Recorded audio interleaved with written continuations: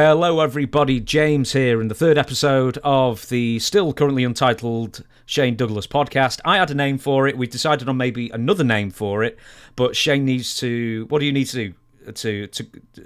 Need to check a few pipelines to make sure it's going to be cool to do it, but I think either that or an amalgamation of what we've come up with, but I think it might even be interesting to hear, well, part of that time too before the fans to lend in, but I think we got something pretty cool. No, okay. Do you know, that's not a bad idea. I could just say, what do you think this should be called? We don't want it to infringe on any previous podcast. Right. So, oh, goodness me. Anyway, we'll figure it out. When this is released, it will have a name. So, anyway, it's not your problem. Don't worry, it's ours. For this episode, the loosest format in any wrestling podcast, I'm sure you'll agree. First two episodes, we were dealing with the run-up to Barely Legal. Then we were dealing with Barely Legal Part 1. And this time, we've decided to just flip it on its head and go for... your questions. Now, where your questions came from was about 8 months. This was 8 months ago, Shane. I asked for questions for you for WSI, my main channel. And there were so many good questions there that's done us for, at this point, now up to 4 podcasts. So we're going to take a few more of those, really mine that. And the first one is from Ibzan Arroyo, and he asks, Bob Backlund brought you out to the ring for a couple of matches during your 1995 WWF run. Did the office want him as your manager? Not officially as manager, but because of the type of character that he was playing at that time, which I thought was vastly superior to the Bob Backlund I watched as a kid. Bob had a lot of fun with it. You can see he was having fun on camera, and because they were sort of like mine being a professor and his sort of being like in that intellectual vein, they wanted that connection. He, by the way, had given me the board of education that I was supposed to use at times, and Bob and I'd always got along great. I hadn't seen Bob in a while. Every time I did, it was always right back to where we left off. I've always found him to be a great guy. I hear a lot of people in the business, different things, as you hear about all of us in the business from different people. My experiences with Bob were always, there was adulation from my part because I grew up watching Bob. Bob had a really iconic amateur career. And came into wrestling. It was a little bit dry for the wrestling to where it was going at that point. But I think the character that he was playing at the time, Dean Douglas, was being portrayed in WWF then. I think it was a much, much better character and heel character for him and a lot of fun to play.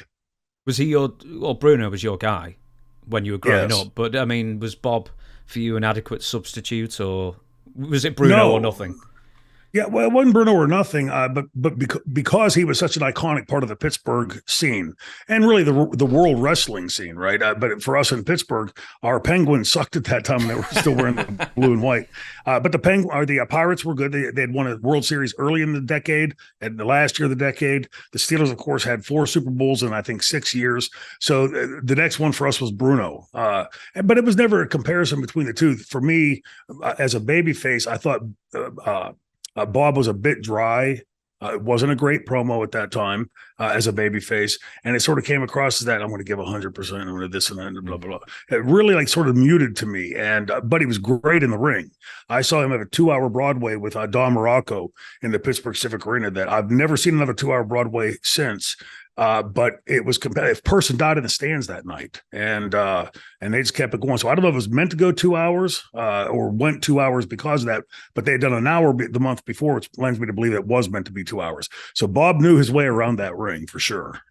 Don always used to tell me, I'll move on very quickly, but Don used to tell me a story. You know the let's say Bob was trying to get him like an armbar kind of thing. Then you do the thing where you lift him up with pure strength. Don tried to do that, landed back on him, and then Bob wasn't really selling it, and it was like, "What's wrong, Bob?" And it was like, "You just landed on my balls, dude." yeah.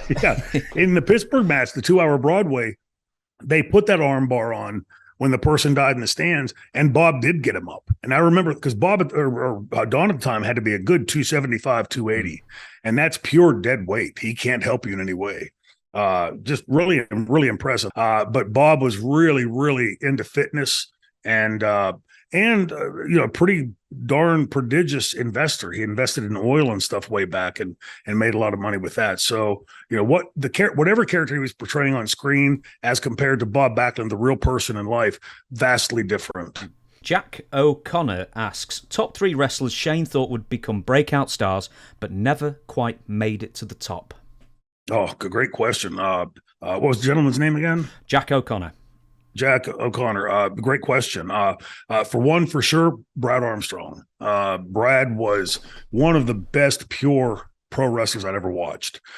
To me, if the old cliche, if it were real, that's what it would look like. And Brad did everything so just precisely. The way he would move around before his drop kick, like looking for the opening, and the way he'd slink around on his legs. He looked purely athletic to me. Tom Zenk, I thought was going to be, had the body, had the look, was decent in the ring. I don't really know what went on with Tom at the point that we separated and split off. And then like moving forward, like into ECW, there were a few guys that came in there that I thought had it. And some shocked me that they couldn't live up to that audience. The one that really surprised me as to having gotten over was Lance Storm. Lance is phenomenal in the ring. Great trainer, as you can see with his school. But coming into ECW, Lance is a very average, normal guy, right? He's in our business, we'd say he's real vanilla, right? Like there's no over the top about him. He's precise in the ring. And I've always said this in interviews. I was glad on the ground floor of ECW because coming in later, those fans were incredibly brutal. Make a mistake, they would chew you up and not give you a second chance. And Lance came in and really delivered. So I guess on both sides of the page, I was surprised that back before that, earlier guys, Danny Spivey and Barry Windham as a heel, because Barry was so fluid in the ring, and Danny was athletic enough and the size and everything. But I thought when Barry turned heel, like this is going to be the next giant heel, because he was such a phenomenal babyface. And I think in Barry's case, I shouldn't say like I know, but I remember there were times like Barry would just disappear. Like he would be on the road and then poof, all of a sudden he'd get his hand operated on it. We'd hear things like this and you wouldn't see him for a year or so. And that will derail you in this business. There's a lot. And those names are big names, but then I don't think they achieved what I thought they should have achieved. And I think Sid Vicious in a lot of ways, did that, with the leg injury, but even before that with the constant softball tournaments and stuff, because let's face it, this guy was incredibly gifted athletically. He had the body that every wrestler in the dressing room would kill for. And the size. He was on paper. If you look at Sid, he's everything the industry was looking for at that time.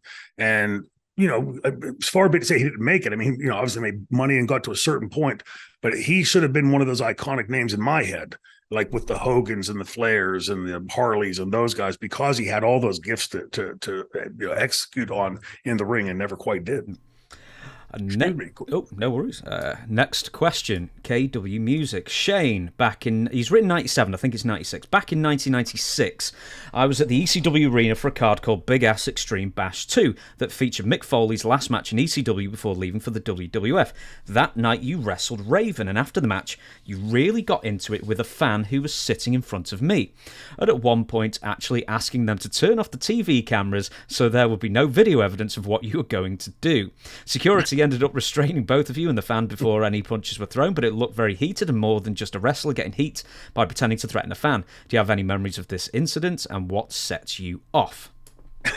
No, I wish I could remember, not specifically. I don't know. Typically, if I would thinking from here, I don't remember it specifically, but I remember it happening a few times in the arena. Because my job was to go for the heat, and Franny and I would do that. It's why I always told Franny, stay within 3 feet of me. I can't protect you if you're on the other side of the building. And there were a lot of nights where it got really scary and heady. Most likely, the fan either touched me, pushed me, grabbed me, would have had to put hands on me in some way for me to go and defend like that, to react to it that strongly. The one thing I was never into, which is why later when there would be a lawsuit filed against me, saying that I beat some fan up, my job was to go out and piss you off. If I'm pissing you off, I'm not going to beat you up because I'm getting what I want from you. It would have to be something. Another time in the arena, I was wrestling Tommy Dreamer, threw him into the railing, and I expected to take it like a turnbuckle. Instead, he flipped over, and I didn't like to go that close to the crowd. So I walked over, and I reached over, stood on the bottom rung, and I reached over to get him, and I saw somebody pick a chair up. And in my head, I'm thinking, surely that person's not going to hit me, and pow, right between the eyes.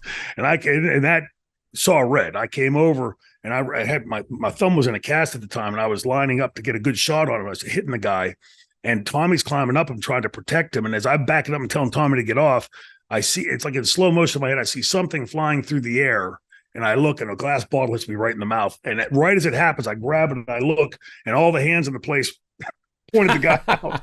So you see me go over to that guy, and you see my hand over top of the crowd punching the guy. That was the exact reason why I didn't like going into the crowd until we had Atlas, because a fan does that, you can't just walk away. If you walk away, how do I know he doesn't have a knife or whatever else? So I don't remember specifically that incident, but most certainly would have been either something if he grabbed me, grabbed Franny, something. If I said turn the cameras off, I can assure you that wasn't just a line to say, okay, like it's going to look good on camera.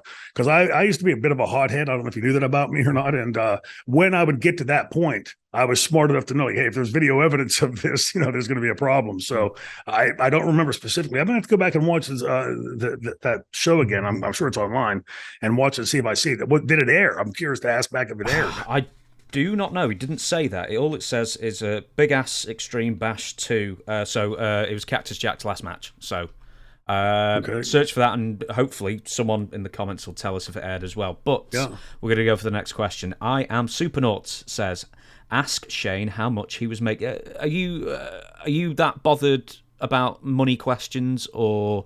No, I mean, I come from the school. I don't believe you should ever talk about those things in public. Same thing as like with voting and certain what you do in your bedroom. It's none of my business. But in general, I'll tell. It says ask him how much he was making in WCW compared to ECW. So maybe multiples of or a percentage of. Yeah, because I was paid on a nightly basis, and then at the very end a weekly basis with ECW. And for the amount of work that we were doing, 2, sometimes 1, occasionally 3 nights per week, it was exponential to what I was making with the other companies. WCW, the contract that Bischoff gave me at the end, and at the time I took a lot of flack for not having gone to WWF, because the WWF was doing the Attitude Era, and I think a lot more conducive to the franchise character. I had just been there and had really gotten screwed on money. So by now they're offering contracts, and I had taken my agent, Robert Adderman at that time, up to the WWF with me, and they offered like some really ridiculous lowball number. At the same time, Bischoff had offered well into 7 figures. And, well, not high 7 figures, but in the lower to mid-range 7 figures, which was more money than I'd ever made in the business. And to me, that was per year. That's 7 figures a year. 3-year contract. I'm sorry. Yeah. Okay. Yeah. So, but that was exponential to anything I'd made at that point. And remember, leaving ECW, I was about $144,000 in the red, money I'd spent out of my pocket for the company promoting it. So the WWF contract wouldn't have even taken me out of that hole, let alone it wouldn't even brought me to even. So the contract to me offered by Bischoff, which was the only 2 offers I had at the time, at that point, it just became a simple math problem. Next one. I'm sorry, I don't have this person's name, but it says Dawn Marie and Francine. Did they have heat? Unbeknownst to me at the time, apparently. And then I know afterwards, after I'd left, there was more and more heat. And I'm sure it probably had something. I've never spoken specifically to Franny about it, but I'm sure everybody's fighting for their position, right? And let's face it, Francine, right after that run, she was the top chick in the company, top diva in the company. And, so I'm sure somebody coming up, in the wrestling business, you always get the, hey, James, how you doing? So I get close enough to stick the knife in. And Franny, I was just telling Moose this the other day. Franny was an incredible. By the way, her mother had passed away recently, and I'm not sure how many fans. I know she said it publicly. That's the other reason I said it for the fans and the viewers here. Her mother was elderly, but obviously it's her mother, and she's given herself some time to grieve properly, which I think is the right thing to do. And so condolences out to her family, and her mother was a sweet, sweet lady and a lot of fun. So sorry to hear that. But yeah, I'm sure there was probably some of that. And then I think afterwards, and this is like third hand given to me, that with that whole charity thing that Dawn was involved in, there was something, as I'm like pulling these pieces in, there was something about the arena a show that Franny had booked, something with that charity that really got all screwed up, and Franny felt like she was being pulled into that and didn't want to be. I think maybe Kamala was meant to be one of the ones who was meant to get money. I think he publicly said he didn't get anything or something very small. I know a couple of other people did, but I'm the same as you. I'm pulling out, sort of like half-formed thoughts out of the air on that one, so I'll move on. Cole Hamill's fan 1, did you ever think about getting the old triple threat back together during your last WCW run, aka Chris Candido and Bam Bam Bigelow? And we still can't figure out if you three were ever in the same ring in WCW. Yes, I say I get the excuse of chair shots for how many years, right? No, I know when I first went there, I had because Chris Candido was not there yet, and I had gone to Scott, and just some months before we were traveling together in ECW, and like I've talked about it long and many times, what great friends we were outside the ring. I had gone to Scott and asked him if he wanted to travel together. And, by that time they were giving each guy their own car and that kind of thing. And Bammer, even when we were together as a triple threat in ECW, always sort of did his own thing. Like if he traveled with us, he would have us drop him at a different hotel close by. He wouldn't, sorry, I keep getting these little drop-ins here. I never took it in any way like offensively. I knew Scott liked to do his own thing. And so then I gravitated towards Dean and Chris Benoit, and Perry, because we had all been friends. So, and his wife called me, Dana called me back then and, like reamed me out about it. Like, I don't know what Scott had told her, but the fact was that I had asked and he said no. And so I moved on. The answer is yes. Obviously I wanted to reassemble the triple threat, A, because I loved working with them. B, I knew how great both of them were. And C, because I knew we had left a mark in ECW, that the fans would have remembered this. This was something, instead of starting out here, we could have started out here with that. Apparently I've heard that there was a segment with the three of us in the ring, and I, for the absolute life of me, I can't remember what that entailed, because I don't recall at any time there being any real discussion about putting the three of us back together. I would occasionally talk about it to Russo. Then Russo was in, then he was out, and then he's back in. Then with Bischoff and the same type of thing. But boy, it's a great question. It's one of those things now, like that's why I love these questions and your viewers' questions, is because it's stuff that really makes me dig into stuff. And what's going to happen is on my way home today, I'm going to be on my phone, like looking that up because to refresh it to myself. But I don't recall off the top of my head, although the answer is yes. I would have loved to have gotten them back together. I was just going to ask actually who you would have gone to sort of make that happen, but it would have been Russo, then it would have been the committee, then it would have been Bischoff, or vice versa, or the other way around. Yeah. Were there any other WCW ideas that you attempted to get through for yourself that just for one reason or another never happened on TV?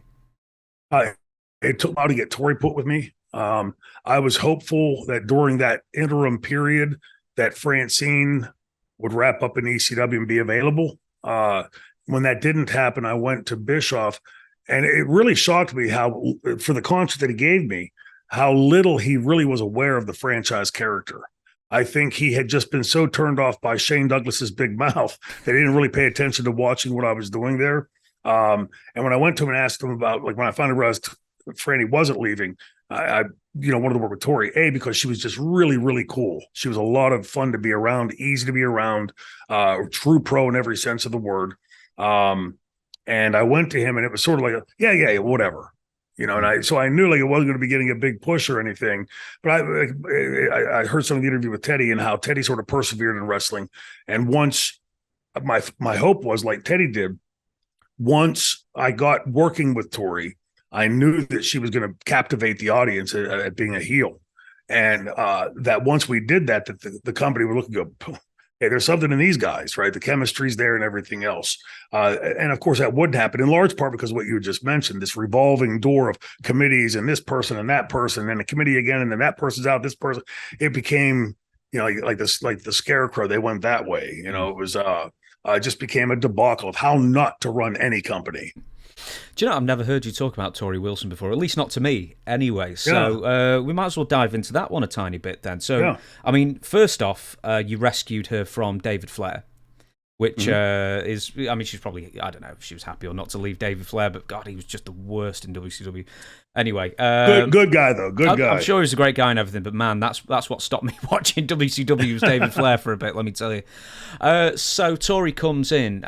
She was Now, she was just a fan, sort of just making her way into the arena at the time, and that's how she ended up on TV. Am I right? She had been a fitness model, and I'm not sure who it was that saw her or where the connection came, but they had seen her, and she was really, really good at doing that. One thing about Torrie, like Francine, she was a very quick learner. For me, like having somebody like this next to me obviously helps my character out, but you need to be able to understand being in that kind of a spot, like a top spot, the heat generation and all of that. But much like Franny, she really took to it quickly. Like she was an open thinker, wasn't like, oh, I can't do this or do that. Just a great, easy, professional person to work with. Was Torrie someone that you had to coach, or did she just intrinsically get it? Tiny bit. Like Franny, she would take direction.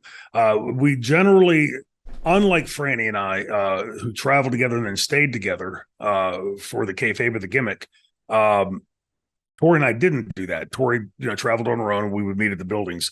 But she, like Francine, very similar to Francine, asked a ton of questions when I was giving her points and things like data points, what to do, hey, when we're doing, like, we're in a high spot, you do nothing, just be pretty and stand there. When we take a rest hold, now you come to life. She took to that very, very quickly. You could see she had that professional background. And when we finally came up, because you can imagine, she's as beautiful a woman as she is, that the fans were booing me, of course, because they love Flair. And then she was sort of like the early incarnation of ECW, or of the triple threat in ECW, where she was, getting golf claps or outright cheers by the guys. So we had to come up with some way to get her on my side of the fence. She's not going to get booed as much as obviously because how she looked and looks. But we started with the line, "Don't hate me because I'm this beautiful. It's not my fault." And boy, it really started working. And at that point, they did the ignominious Viagra on a pole. I get the idea for it's a timely thing at that point when Viagra first hits the market, and it wasn't even about the embarrassing part of doing it. Like it's you're wrestling, so it's not really, if I go to a movie and get shot, I'm not really getting shot and killed.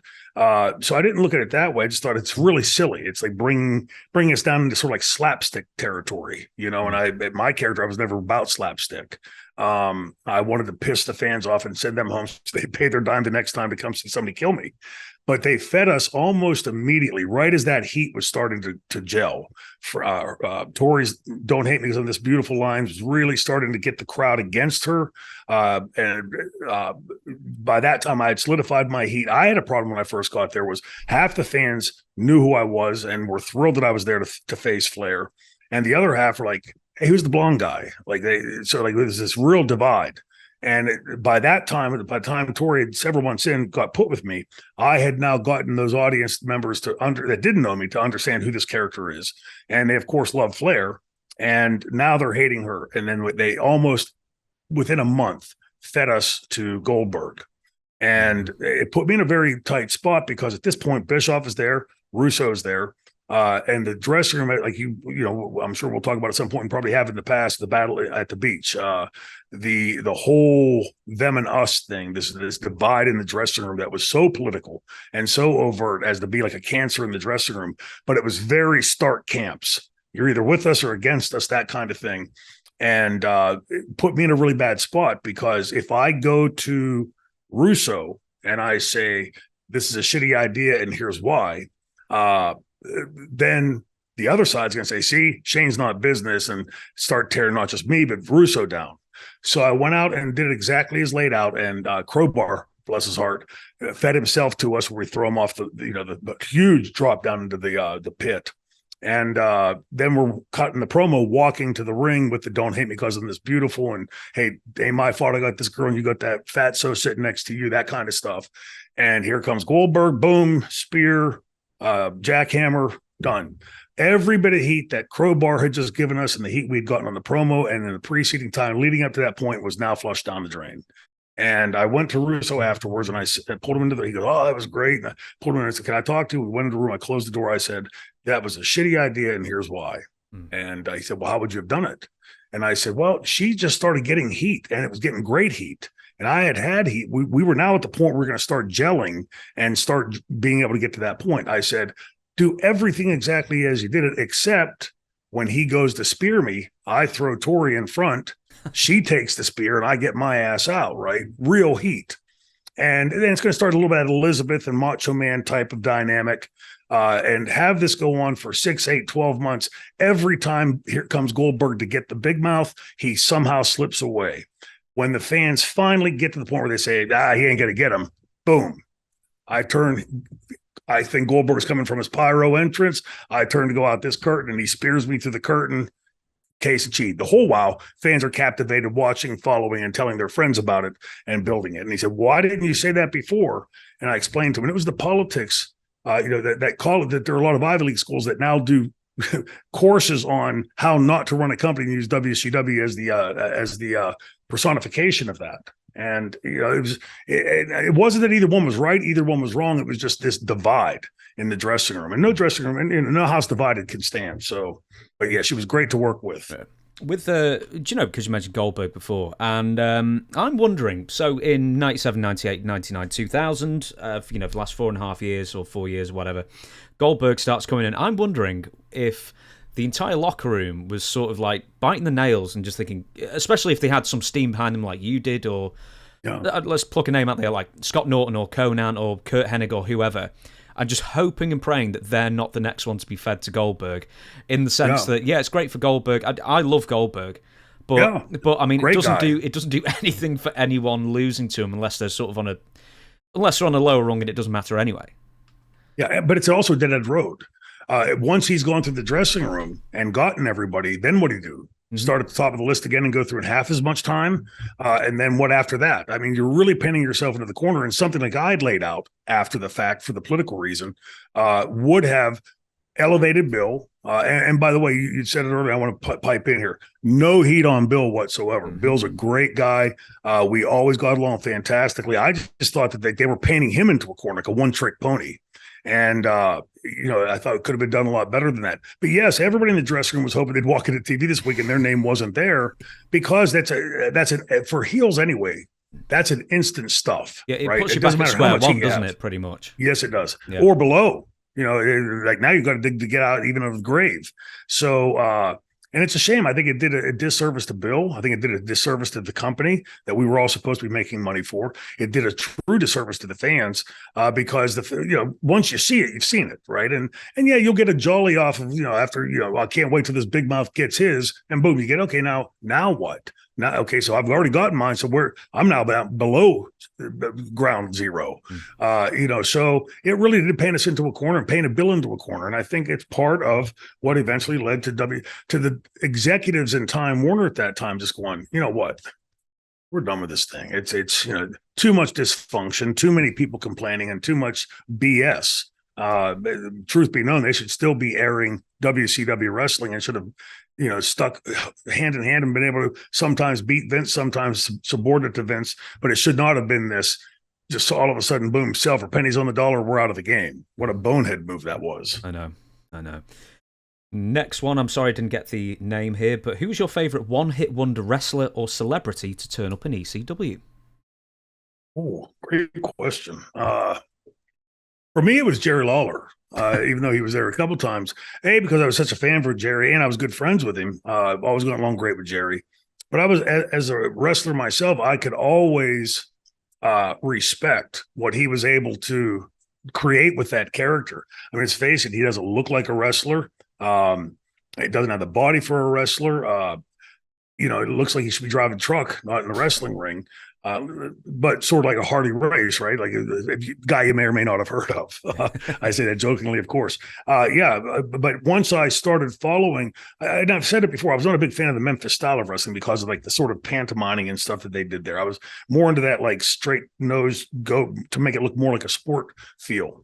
And but once I met Jerry, and then started watching the stuff that he would do and watch how he could captivate that audience.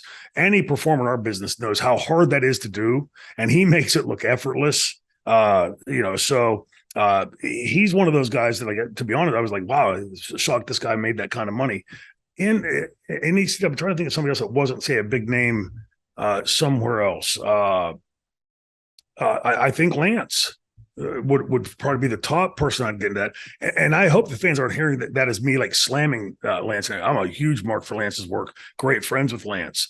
But in ECW, where we had become this super over the top, big mouth, badass, crazy sons of bitches doing all this crazy stuff. Here comes Lance, the purest wrestler, and walks in there, and he won them the old fashioned way. He mesmerized them with wrestling. And boy, to that, golf clap, because that was a hard audience. Next question, MXPX Division.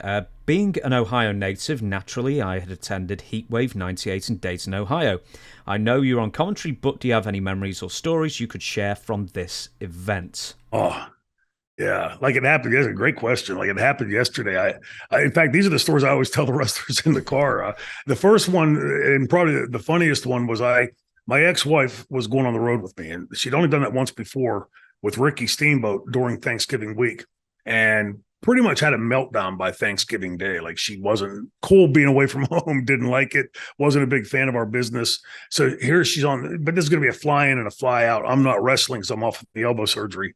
And I'm telling her, like, okay, describing the people in the company, because she didn't watch it, fellas. She was not a fan of the business at all. And I told her about, again, names always slip me. Nicole Bass. There you go. I was thinking Asia, Chrissy. Nicole was for a woman, she was a big person. 6'2", 6'3", shoulders bigger than most of the guys in the company, and a sweetheart. I mean, Nicole Bass was just a sweet person to be around. But I told my wife, like, whatever you do, don't be like overtly like jaw, because first time you meet her, especially as a woman, right? She takes your breath away. She's a huge specimen. And so we're in the lobby of the hotel, and I've belabored this point to my ex-wife, as we're, what to expect from the different people. So she's turned around talking to somebody there that's probably Taz and his wife or somebody. And I said, "Hey, Carter, remember Nicole Bass?" I told her. Carter turns around like a big smile on her face. She goes, "Oh, way to not sell it," like it's because she had her hair all frizzed out and everything. Another story there is that I remember vividly was we had sent for my monitor out one of the runners to get us the cheap little color television instead of an actual television monitor for me, because at the end of the show, of course, I'm going to throw this thing off the balcony. And so they go out and they get this, like, I think it was like $49 TV, a little 13-inch color television. And we have it plugged in. And so the Taz and Bam Bam match comes, and the collapse through the entranceway. And we're waiting, and you see a hand come out. You're not sure which hand, and another hand come out. And then slowly here comes Taz rising out. And I, of course, go crazy, pick the monitor up and throw it. We're about 50 feet up and off the first tier. And this television drops 50 feet, smashes on the stairs, rolls all the way down to the floor, and it's still working. Like, are you, come on, like, what are the chances of that, right? They built things to last back then, let me tell you. Yeah, right. I told Paul, you need to get a hold of that company. We do a commercial for them. But it's and the other things were like more personal stories about that show. First of all, I thought the show was a great show. It really demonstrated ECW, I think, on a much larger basis than, say, Barely Legal did in some of the earlier pay-per-views. By this time, ECW started to get its feet up under itself. Our dressing room was now seasoned. They're familiar with the live cameras. Some of them are still getting nervous, but they're over those initial night jitters. And the fact that I wasn't able to perform, it was a night of pride for me to watch the rest of the dressing room go out there and really nail it. Really give the fans a great show. And for me, I think Joey sitting up there, it was sort of this sense of, okay, this company's catching. Like, you can feel the company growing as we're doing this. And obviously, for us, that was our intention. Me as the big mouth, and then Joey as the incredible voice of ECW, and the fan base. But it didn't matter if it was Dayton, Ohio. It didn't matter if it was Philadelphia, New York, Pittsburgh, Buffalo, Fort Lauderdale. Every place we would take that show, the fans in that arena, it was almost like, hey, we had contacted them online and said, okay, hey, when this happens, here's how to react to it. And when Shane comes out, boo him. And when Funk comes out, like, go crazy. And because if you watch the audience, every one of those audiences reacts exactly as we would have wanted them to react. And I think that speaks for the professionalism of how we were playing those characters and what Paul was writing in his booking. The fans knew that they were the sixth man on our bench. It's a basketball reference, that they knew that they were part of the show. Excuse me. And they never failed to deliver, including in Dayton that night. It was a great show. Because you brought up Nicole Bass, I've heard from a couple of people over the couple of 2-3 years I've been doing this now that, you know, she was a real sweetheart, like a delicate soul kind of thing. I mean, I'm sure she's been used to a comment or two being thrown at her and some stares and some gawps and stuff. But I mean, the ECW venues, the crowds, that must have been a whole other level that maybe she wasn't even prepared for. I mean, how did she take all the catcalling? I was stiff upper lip. I would go to the gym with her quite often, and somebody, I don't know, it was Paul or other people in the dressing room would say, "Go talk to Shane, have Shane watch your match," that kind of thing. And so she would always come to me for information. What I gathered from all those conversations with Nicole is that she wanted to be a frilly little girl, and, you know, dainty, and, you know, be able to portray all that.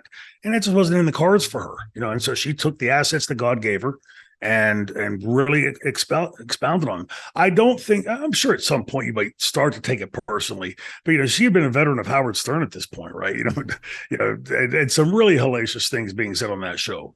I think she understood that was her shtick, but in her heart, if you could climb into her heart and ask her, I think she would have much rather been Franny out there at ringside than Nicole Bass. Did she really actually want to be involved in wrestling, or was this just something to diversify herself or get some money out of it? Where did you think her head was at? I think there was, once she got into it, I think there was some point of respect at what the guys were doing and having fun. But no, I don't think she was a wrestling fan per se.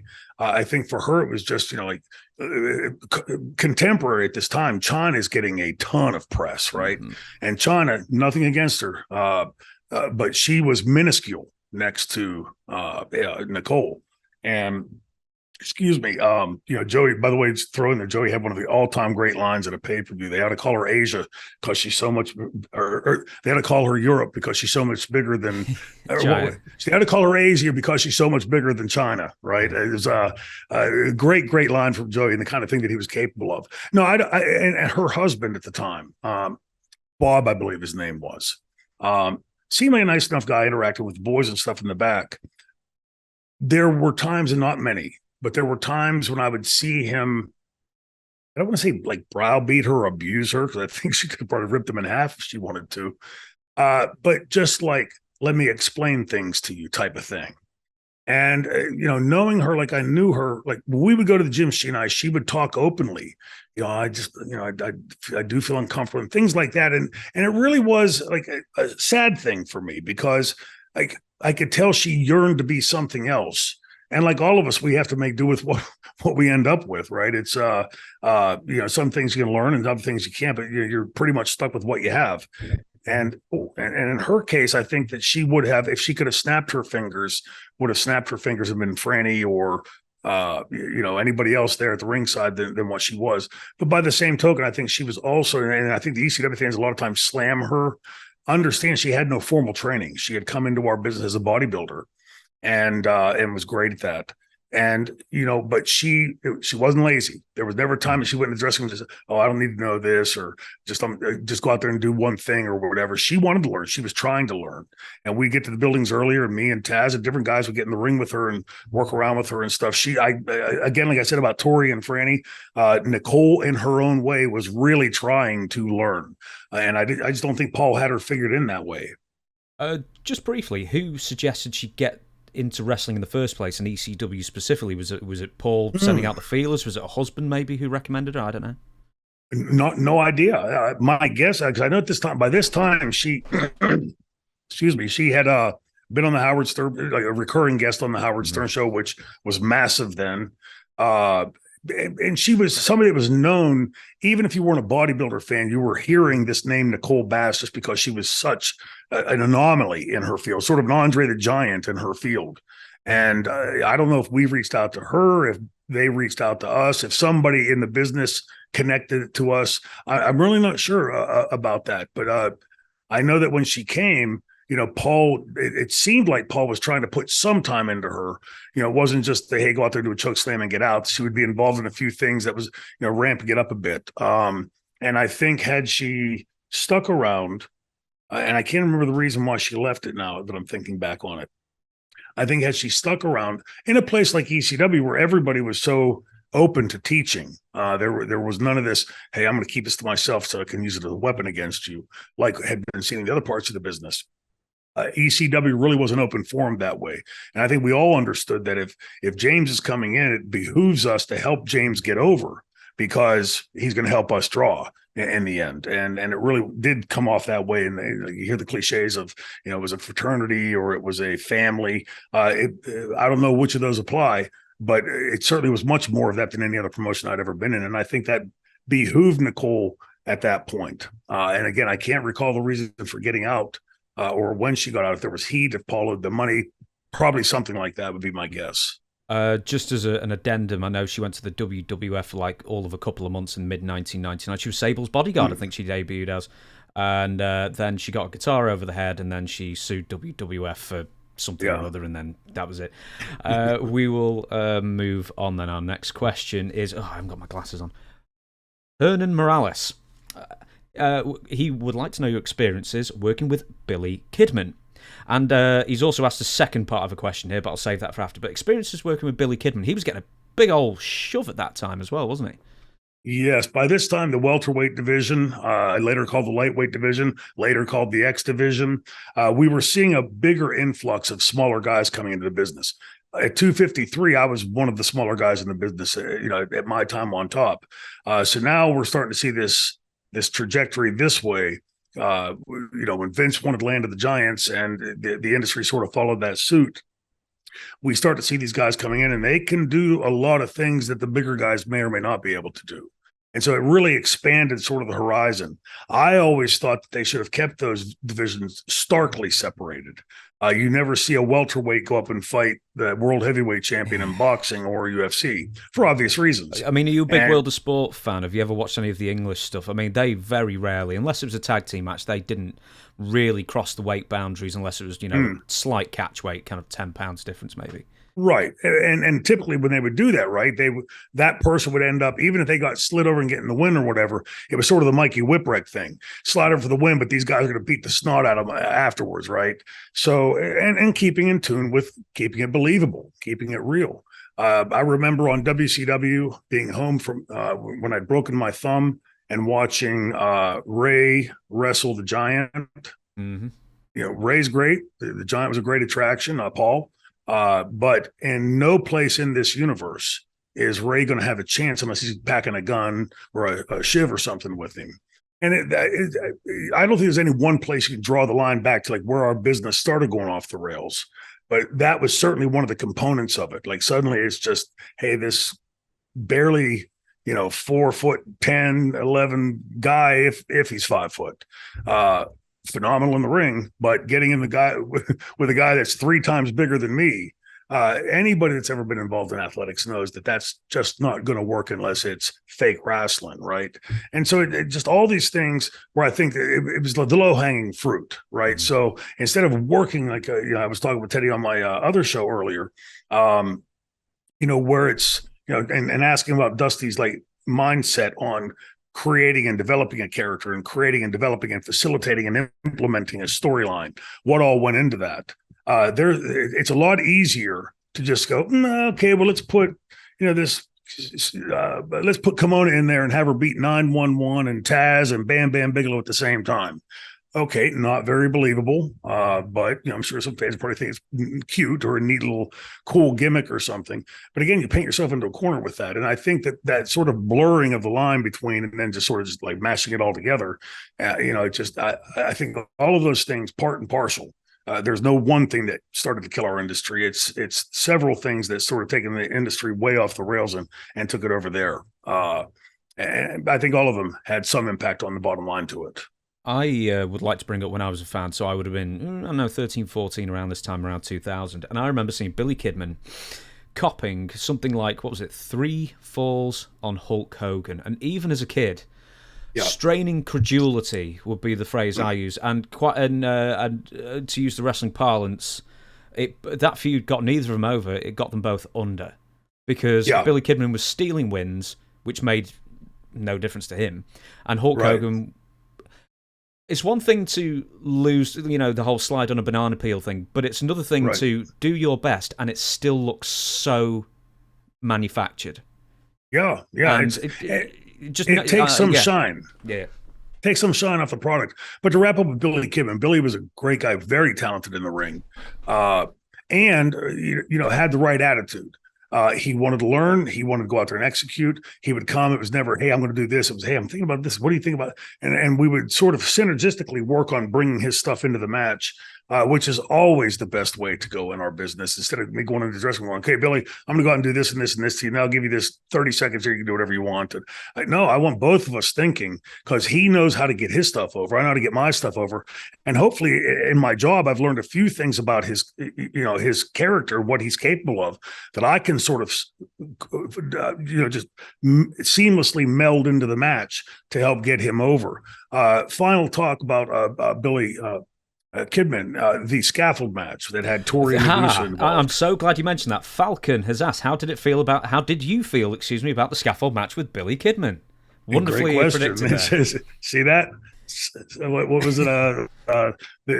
Johnny Carson used to be. Anyway, we had gone down to the training center, Billy and I. I don't remember if Torrie or Medusa did, because it was going to be one of us taking the bump off of the scaffold. But it was literally like a 10-foot scaffold, maybe 2 or 3 feet wide, about 5 or 6 feet off the ground. And they had all these crash pads, boxes and everything under it. So, not very scary. But going out there, there were several things that were different that night. First of all, the scaffold was about 3 times as long as it was, and much, much wider, probably 2 or 3 times wider. So it was a much bigger platform than we had trained on. The drop was much further. TV lights had dimmed the building and lit it in certain places. So all you could see when you looked down was black. You couldn't tell that this was where the crash boxes were. Also, when we got up onto the scaffold, if you watch the match back carefully, you'll see the scaffold doing a lot of this as we're walking on it. Now, anybody out there that does welding or metal work knows that when you start to have movement like this in metal, it's only a matter of time before something cracks or breaks. And so if you watch wisely, Torrie, in character, but also reality, dear life hanging onto the side, the scaffold climb up side, and Medusa doing the same thing. And Ducey's great, knows what she's doing.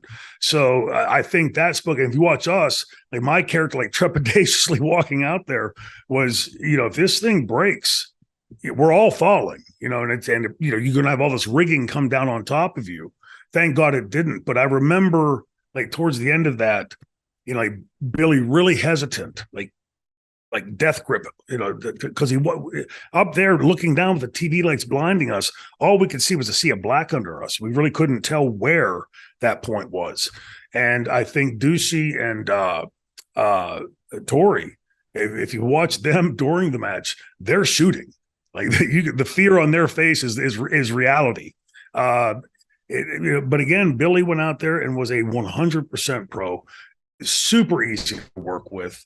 And always enjoyed getting to the ring with him. I have nothing but fond memories of Billy. Do you know, with the old scaffold match, I know it's for another stunt with Chris Kanyon, I think, where they did rehearsals before the show. And obviously, in wrestling, at least in that time, rehearsals was something almost completely new.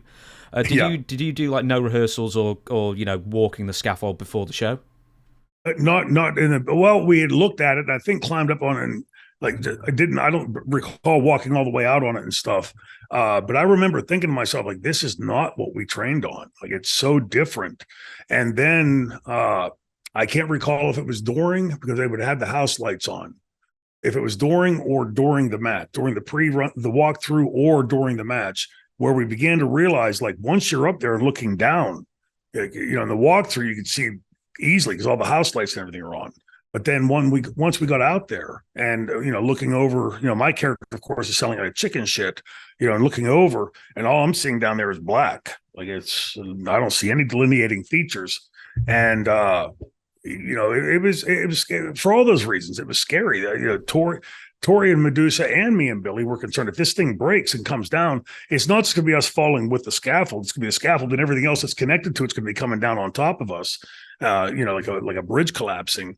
And, where Torrie and Medusa were on the sides hanging on desperately. I think Ducey took a few times, going out. But the fear on their faces is real. The fear on my face is real.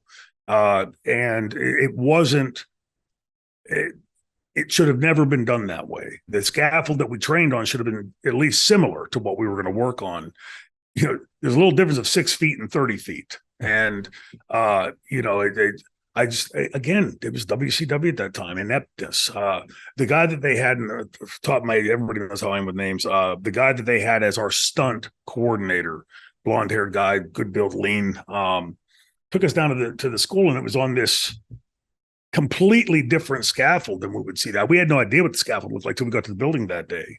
But I think when I watch that back anyway, it brings back to me that tightness in my gut. You're like, man, this was not fun up there. I don't want to see anybody get hurt, and I don't want to get hurt. And it seemed like the whole part of that, the whole time we're doing that, somebody getting hurt was going to be inevitable. It seemed. Next question. The corporate media has asked, can you talk about the time you invaded Raw a few years ago? Now, it says a few years ago, but this was like 10 years ago now, wasn't it? Was it 2013, something like that? 2012. 2012? Yeah, it was 2 or 3 weeks prior to the Extreme Rising show on the outskirts of Philadelphia at the Armory. The local guy, our local partner, Steve O'Neill, had realized they were going to be doing a Raw, and I think it was Raw or SmackDown, one of the big shows in Philadelphia. And so he bought 2 tickets that were, I want to say $1,200 or $1,500 each. They were a lot of money. And to be able to get down on that floor, let's face it, in Philadelphia, it's not like Vince has his cronies at all the ingress points going, okay, is that anybody? Who's that? Is that any wrestler? But being in Philadelphia, most of these ushers or ticket takers are going to know, at least some of them, familiar with ECW. And so to get in, we had gotten me this gigantic, like 5X white dress shirt and a wrestling mask. And we would get to each, because there were layers, first of all, through the ticket, the turnstiles at the top. Then you have to give your ticket to somebody else, and then down the hall, and then to go down the stairs, you have to go to somebody else. Then get on the floor, you have to give to somebody else. There were multiple layers that we had to get through to be able to get to where we were going, which was like 3rd or 2nd row hard cam, facing hard cam. And as we unbelievably, it worked, and we had gotten past all those places and into our seat. Now I can't talk much because anybody hears me talking is going to know my voice. So we're sitting there in this tiny space. I remember we had like this much space to sit in for that money. And Steve kept going, do it now. Well, I'm looking, we're at a commercial break, so not the right time to do it. And I did not want to do it and interrupt anybody's performance in the ring. I didn't want to be disrespectful to the guys. But by the 2nd or 3rd segment, people were starting to look like this. And I think there were a few people around us beginning to get like suspicious, like, who is this, somebody under the mask? And it was right during the tail end of, I think the Giant was in the ring. 2 names were in the ring. And I knew that if we didn't do it there, like I was hoping they would wrap this up and that we could do it right at the end. And as they kept extending it, it kept going longer than I thought it would. We thought it's time to do it because sooner or later, somebody's going to recognize that it's us. Security's going to come. If Vince is looking in the back and watching the monitors, we're right facing hard cam. I'm guessing he's probably going to say, hey, go check and see who that is. So we hit it and did it. And it was a strange reaction in the, where the Sixers played, the Philadelphia Spectrum. And when I took the mask off and stood up on the chair, it was like the thing spread, like this section right here started popping. Then the next second, what are they popping out? And then they would pop, and then it sort of like worked its way around the ring, and we went and worked our way out. But I want to tell everybody what a genius Vince is and how he gets ahead of this kind of story. I was never stopped. I was never arrested. One ticket taker, usher, somebody up in one of the halls asked me for my ticket stub, which I didn't have on me. Steve had. We had gotten separated. But as soon as he saw the ticket stub, we were out of the building and left. I was never arrested. I was never stopped in any official way. It was just the guy who wanted to see the ticket stub. By the time we had gotten back to where we were going and got on the computer, Vince had already put the narrative out. That somebody had raided the show and interrupted the show, and they were arrested and thrown out of the building. And I can assure fans, none of that happened. I was stopped for a few minutes until Steve could get to where I was with my ticket stub, and we walked right out of the building. So, but it worked. It gave everybody the idea that, hey, there's going to be a show here in a couple of weeks with these guys. So.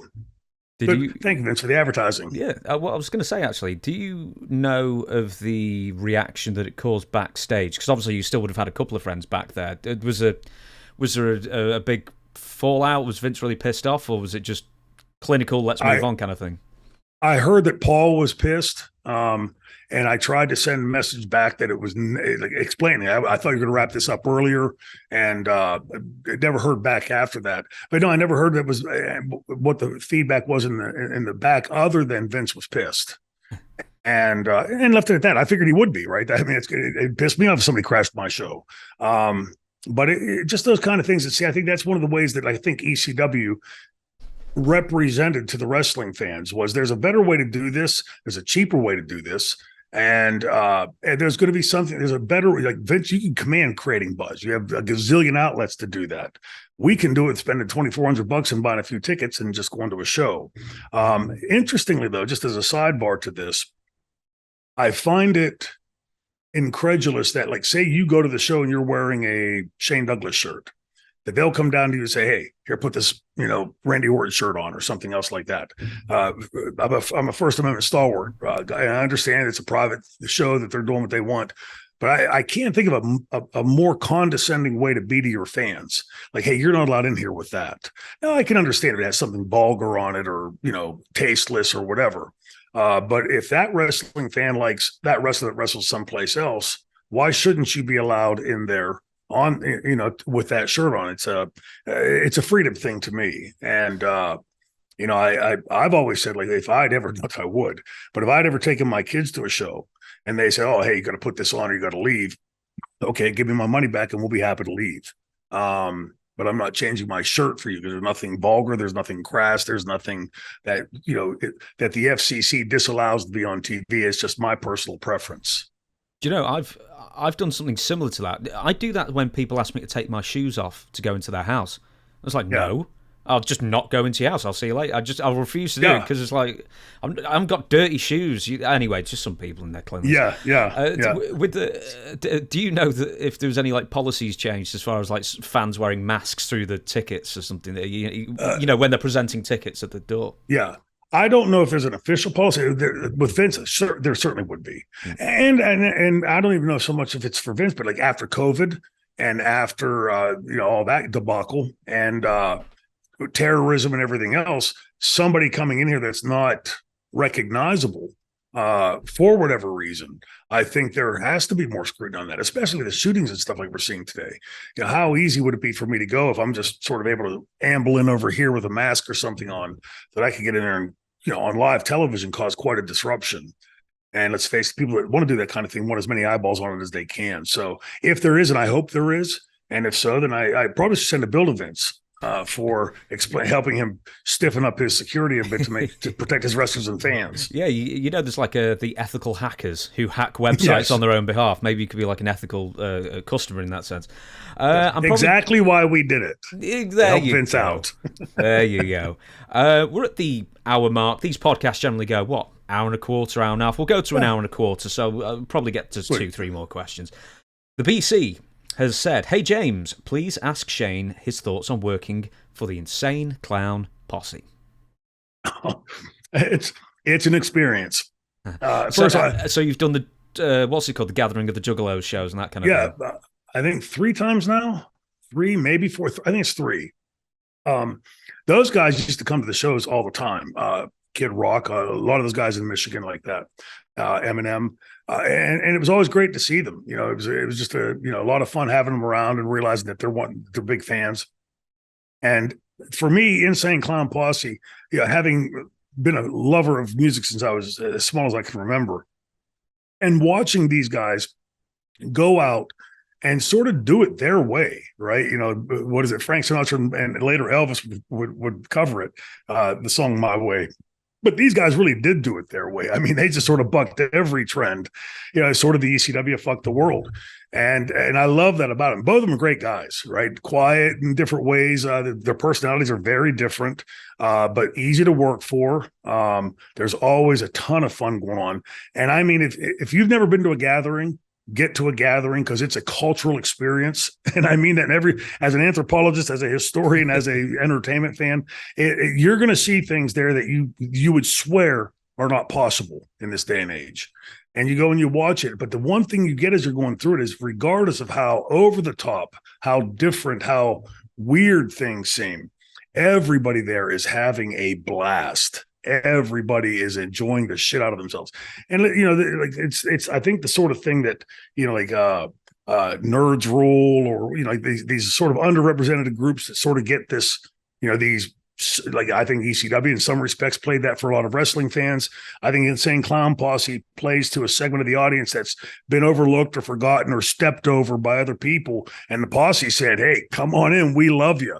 And it gives them a home. It gives them a place to be with other people like them.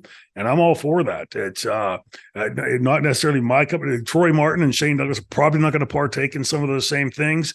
But boy, it's always a blast when you go. And oddly enough, it's run very professionally in the back, as far as keeping things going and everything else. As chaotic as it looks out there on this massive piece of property, and it does look chaotic at times, there is a structure that's being applied from the back as closely as they can keep it to a structure. And so in that respect, I'd say they're professional. And I think it's a great thing that they give those people that don't necessarily fit in someplace else a place to be with people like them. It's home. With that being said, I've heard that they're actually very good at paying people. They pay really, really well, and they respect the legends, the lifelong wrestling fans as well. I'd love to interview them. I've tried to reach out, they weren't interested.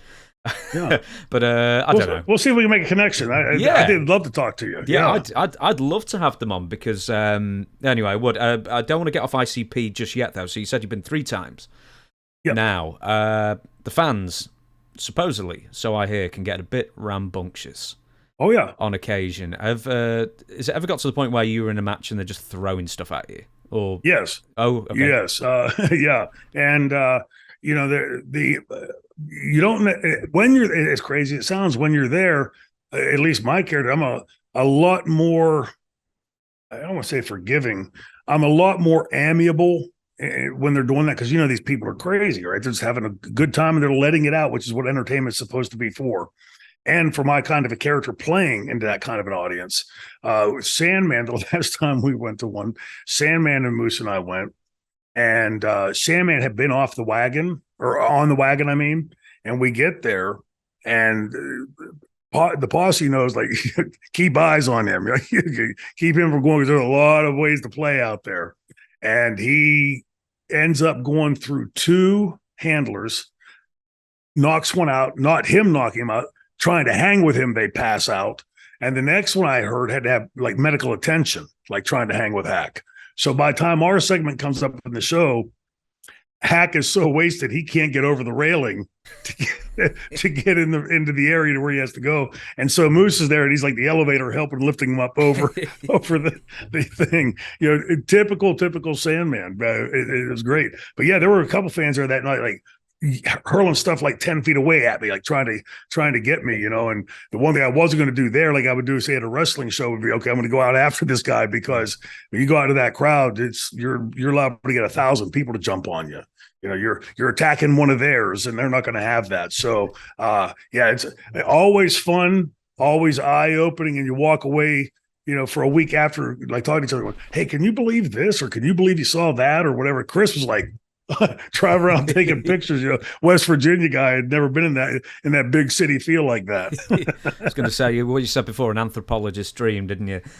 Yes. I think you might have time for 2. We'll see how it goes. Daniel Castile has asked, can you talk a little more about your WWF run in 1990 to 91?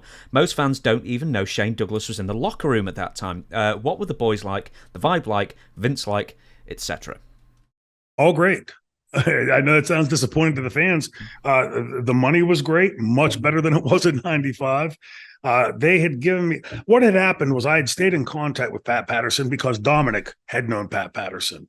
And I never once asked him for a job. I would just call and check in with him. Hey, I'd say how things going there. And going good, okay, I'm going to join this and that. Just a little small talk like that. And then he'd ask me general questions like, are you putting some size on? Just an amiable 10-minute conversation.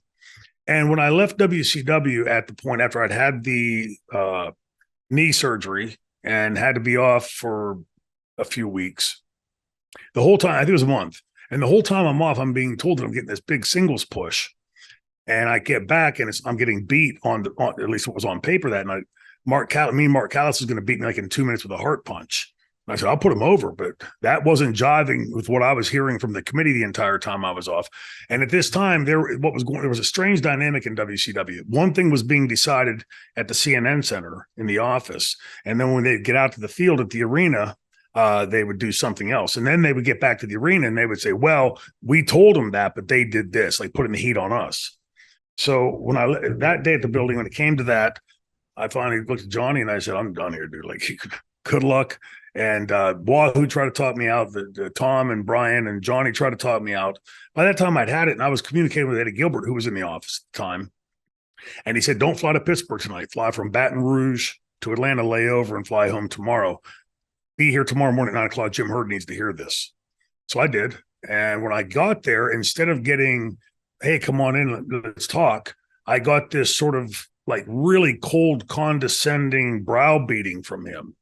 And like, I know what you're thinking, and I know you've been talking to, and you're about to make the biggest mistake of your career. And then he reached behind him in his file cabinet, and he's leafing through, and he pulls out a piece of paper, and he goes to hand it to me. I'm going to prove it to you. And he hands me a piece of paper. As I reach for it, he pulls it back, and he said, now, you're probably not going to be able to understand this, being that you're a wrestler. I standing damn thing you have in that file cabinet. So I look at it. It's WWF ratings, which I think it was like 7.4 at the time. And then halfway down the paper, there was WCW, Portland, Mid-South, or not Mid-South, Memphis, a couple of like 5 or 6 of the promotions that were still in existence at that time. All together, the cumulative ratings for those 6 or 7 promotions was still like 1.5 points behind Vince's. And I looked at him and I said, do you understand what you're reading here? WCW ain't getting this. These 6 groups are. And when I left, at that point, I said, nice working for you. Thank you very much. I'm leaving. Here's my resignation. And I flew home and told, Eddie wished me luck. And I called Pat, and Pat Patterson said, we don't have anything open right now, but you can come in. We'll give you an opportunity. And oh, sure. I was a young enough kid. I have no problem with that. So I went in. I was there for about a year and a half, had phenomenal people to work with. Playboy Buddy Rose, Haku, Barbarian. God, I'm sure I'm missing a bunch, a boatload. Paul Roma, Hercules Hernandez. It was a really talented dressing room that I got to work with every night. And sometimes they'd be Broadways, and sometimes I'd go over in a house show. Sometimes I'd go under. It really wasn't, but the money was great. I had a great relationship with Vince. Got along with everybody in the company. It was a great place to work. Couldn't say a bad thing about it. And when I went back in 95, I was expecting more of that, and instead I saw the exact contrary to that. But I still look back at that 90-91 run, which I had to leave, by the way, because my dad had come down with stage 4 COPD and couldn't live alone. And that's when I started teaching. But I have nothing but good things and positive things to say about the Federation, about Vince, about the dressing room, the people I got to work with, the fans. It was a great place. Completely diametrically opposite what I saw in 95 when I went back.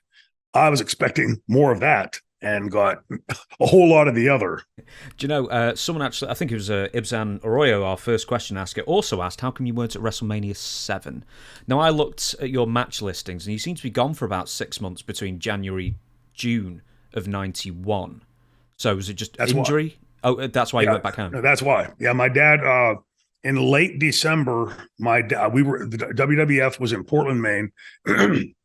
And I would call home every day. My dad was 48 when I was born, and I'd had friends their dads died at like 41 or 42. So I had this sort of morbid fear my entire life that something's going to happen to my dad. And I called home one day from Portland. I was supposed to work with Mike Rotunda that night and put him over. And I called home, and my stepmother told me, your dad can't come to the phone. He can't breathe, but he won't go to the hospital. So I flew out to the airport. Pat Tanaka drove literally down city sidewalks and through a park to get me to the plane right as they were closing the door. And I got to Pittsburgh. I'd called my sister and brother-in-law. They met me there. I walked in, and my dad's fingernails and his lips were, bluish, like on this bottle, like this color blue. He wasn't transferring oxygen. And got him to the hospital, and they told us initially he had 3 to 5 days to live. And the old bugger fought through it and was in the hospital for like 34 or 5 days, went home and lived 2 or 3 more years. They were just tough old birds, those people. And, but he couldn't live alone. He was going to be on oxygen. And so, all my other siblings were all married and living in different parts of the country and everything. So being his only son, it sort of fell on me.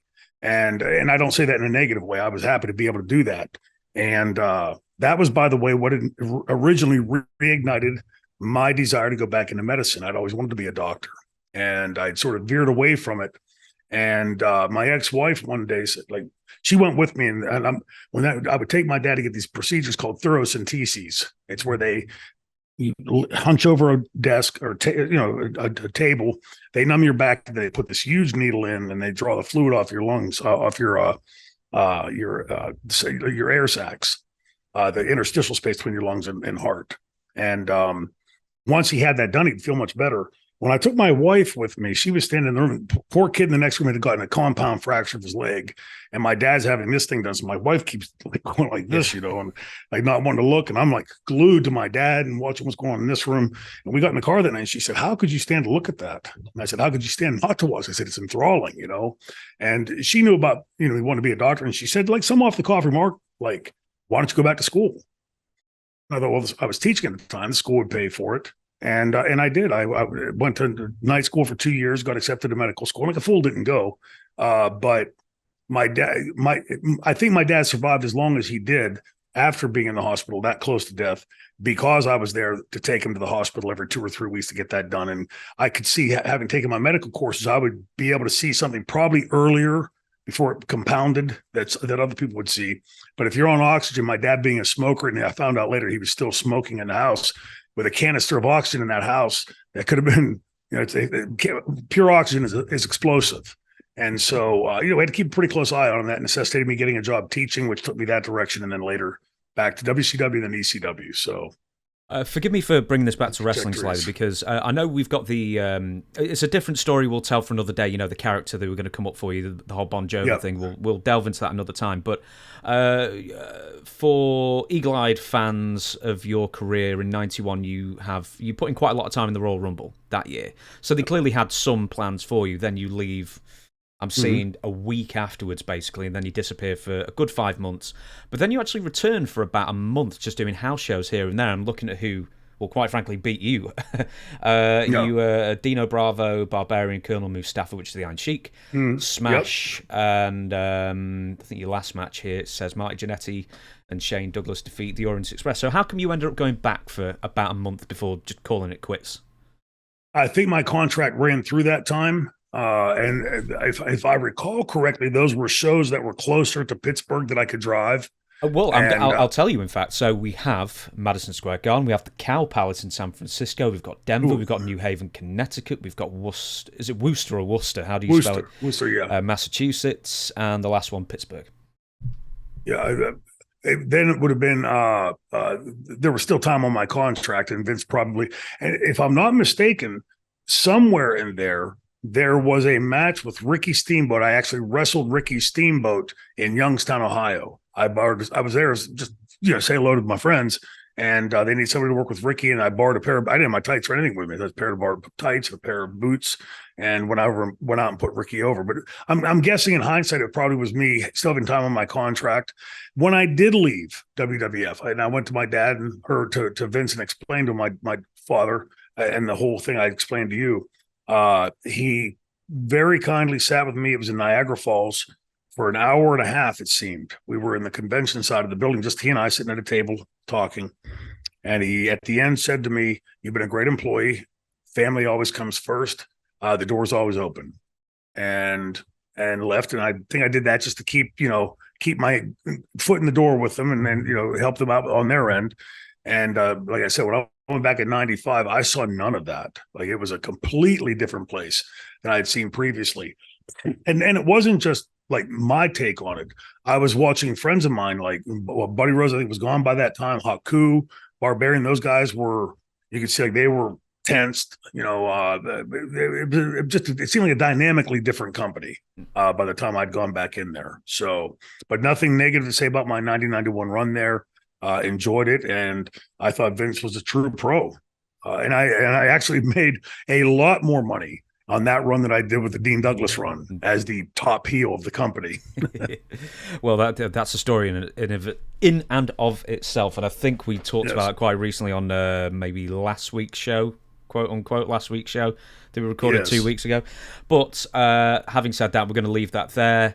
I don't know how I'm going to do the outro because we still don't know the name of the podcast, but we'll figure that out hopefully for week 5. And basically, by the time this comes out, you'll know what it is as well. We don't really have any plugs either, apart from None For You. You've got a pro wrestling tees out there, so if you want a franchise shirt, I'll stick a link on all the videos. My youngest son is a senior in high school coming up. His football season just started.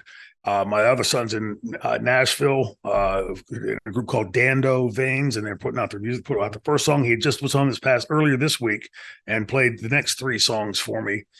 For fans of that genre of music, I think they'd be very surprised and interested to hear what they're doing. So if you get online and check out Dando Veins, I think I think a lot of people out there would be pretty happy to hear their music pretty good. Of course, I'm the proud papa, right? But it's beyond that. Having dabbled in music, there's definitely something there that catches your ear. Definitely. So I still haven't listened to them either, but I will soon enough. I'll put a link if I can, if I remember it. Remind me, Shane. I'll try and do it. But for now, thank you very much for watching. We'll catch you again next Tuesday. I've remembered that. But for now, thank you very much, and we'll see you again next week. See you guys.